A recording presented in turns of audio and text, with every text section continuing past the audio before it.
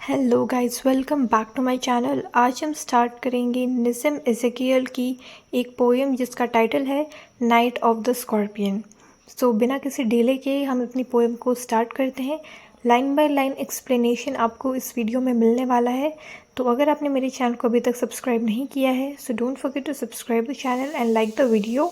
And चलते हैं अपनी पोएम की तरफ। I remember the night my mother was stung by a scorpion. 10 hours of steady rain had driven him to crawl beneath a sack of rice. यहाँ पे बात होती है नैरेटर की मदर की, जिनको एक स्कॉर्पियन ने, एक बिच्छू ने डंक मार दिया है। और 10 घंटे से क्योंकि बारिश हो रही थी तो वो बिच्छू जो है एक चावल की बोरी के नीचे बैठ गया था छुपकर, और उसने नैरेटर की मम्मी को जो है काट लिया है। Parting with his poisoned flash of diabolic tail in a dark room, he risked the rain again. यहाँ पे मतलब ये है कि उसने अपना जो पॉइजन है जो उसकी बॉडी में था वो उसने उस ह्यूमन की बॉडी में छोड़ दिया है। और डायबॉलिक टेल से मतलब ये है कि डायबॉलिक का मतलब होता है ईवल, टेरिबल, और टेल से उसका मूवमेंट सिग्निफाई कर रहे हैं कि वो कितना क्विक है, कितना एजाइल है। The peasants came like swarms of flies and buzzed the name of God 100 times. जो peasants हैं यानी जैसे गांव में होता है, जब भी कोई प्रॉब्लम होती है तो गांव वाले जो है किसके घर पे इकट्ठा हो जाते हैं। तो उसी तरीके से यहाँ पे भी क्योंकि नैरेटर की मदर को बिच्छू ने काट लिया है तो जितने भी पीजेंट्स थे वो एक स्वॉर्म ऑफ फ्लाइज की तरह, मतलब इतने सारे झुंड में जो है उस घर में आ गए हैं और वो भगवान का नाम जप रहे हैं ताकि नैरेटर की जो मम्मी है वो ठीक हो जाएं। To paralyze the evil one with candles and with lanterns, throwing giant scorpion shadows on the sun-baked walls. They searched for him, he was not found. They clicked their tongues with every movement that scorpion made. His poison moved in mother's blood. यहाँ पे जो गांव वाले हैं, क्योंकि वहाँ electricity नहीं है, तो वो कैंडल्स के साथ और लैंटर्न्स के साथ जो है आते हैं और उस स्कॉर्पियन को ढूंढते हैं। सन बेक्ड वॉल्स से मतलब ये है कि वहाँ पे जो वॉल्स हैं वो मिट्टी की बनी हुई हैं। दे सर्च फॉर हिम, और वो कहीं भी मिलता नहीं है, क्योंकि जैसे ही भी बताया मैंने आपको वो बहुत ही ज़्यादा एजाइल होता है, उसकी मूवमेंट बहुत क्विक होती है, तो वो कहीं भाग गया है और वो ढूंढ रहे हैं उसे, लेकिन वो मिल नहीं रहा है। उनका ये मानना है कि स्कॉर्पियन जितना मूव कर रहा है, जैसे जैसे वो मूव कर रहा है तो उसका जो पॉइज़न है उसी रफ्तार से उसकी मम्मी के ब्लड में जो है घुलता जा रहा है। May he sit still, they said.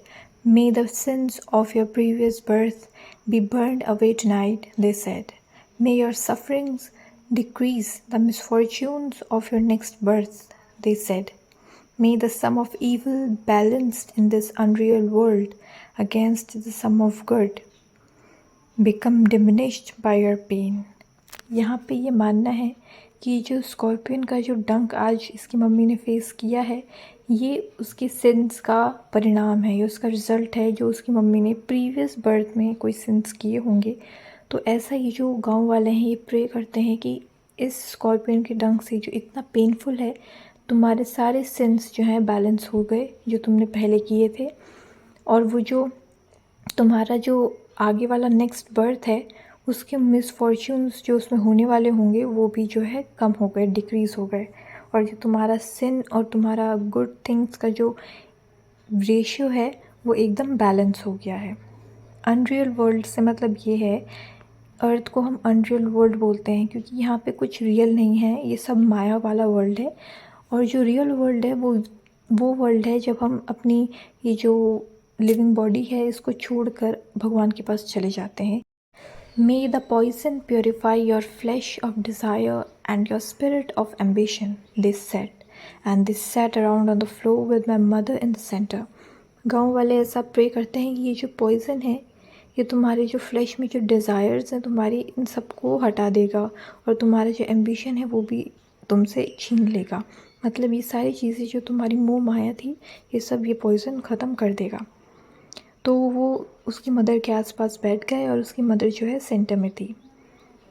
The peace of understanding on each face, more candles, more lanterns and more neighbours. more insects and the endless rain। और इसी के साथ और ज़्यादा लोग इकट्ठे होने लगे और जो रेन है वो कंटिन्यूसली हो रही है, वो अभी तक ख़त्म नहीं हुई है। My mother twisted through and through, groaning on the mat. My father, skeptic, rationalist, trying every curse and blessing, powder, mixture, herb, and hybrid. He even poured a little paraffin upon the bitten toe and put a match to it.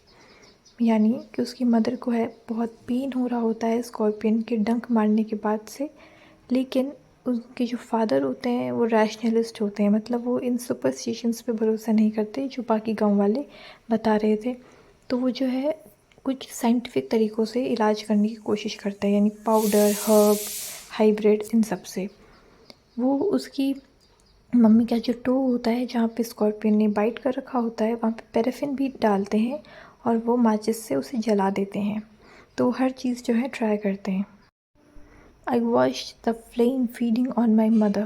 I watched the holy man perform his rites to tame the poison with an incantation.